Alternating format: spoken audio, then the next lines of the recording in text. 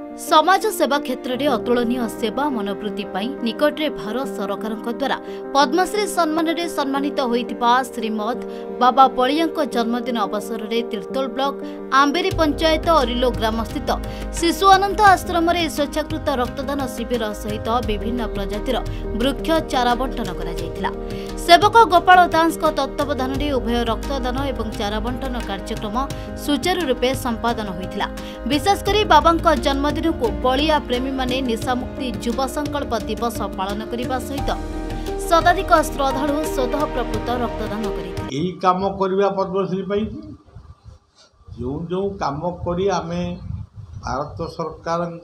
सम्मानित होइचु राज्य सरकार सम्मानित होइचु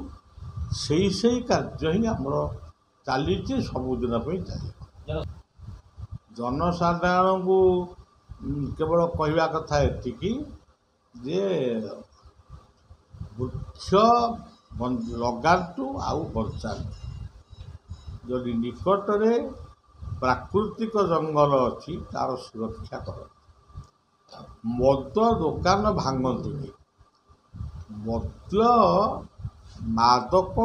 छाड़ापी स्थाने स्थाने युवक माने लोक मान को सचेतन कर मदर अपकारिता संबंध में लोक बुझन एवं शौचालय घरे घरे शौचालय निर्माण करते रास्ता घाट को अपरिष्कार अपरिच्छन्न कर आमे मद्य दुकान को भांगीबानी किंतु आमे प्रचेष्टा करिया कि निजक परिवर्तन करिया पई प्रति युवपीढ़ी मानू गोपाल नवेदन करिवो से माने निशारू मुक्त होई से माने रक्तदान करंतु कौन से असहाय पिला यदि पाठ पढ़ी पारुनांती पाठ पढ़िया पे सहयोग करंतु तेबे जाइंकी जीवन सार्थक लभिबो जीवन आसीची माने जीव के कहि परिबेनी जे जीवन आमे कि आमे अमर बोली तेणु करी जीवा पूर्व आमे किछि करिकि जीवा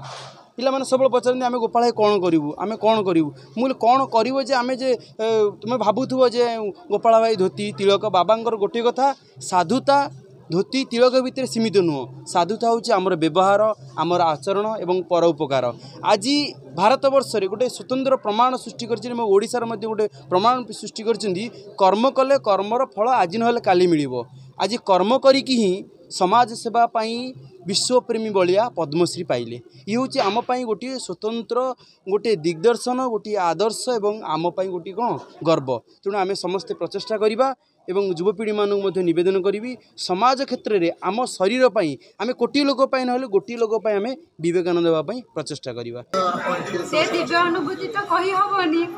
अनुभूति खाली आम शुणीचु देखिनु किंतु तथापि गुरुदेव को तो सब आम मानिचु बाबा एमती सुस्थ रुहतु दीर्घ दिन पर्यंत भक्त मानकर एमती कल्याण कर कुजंगरू निहारंजन तराईंक रिपोर्ट कोणार्क न्यूज।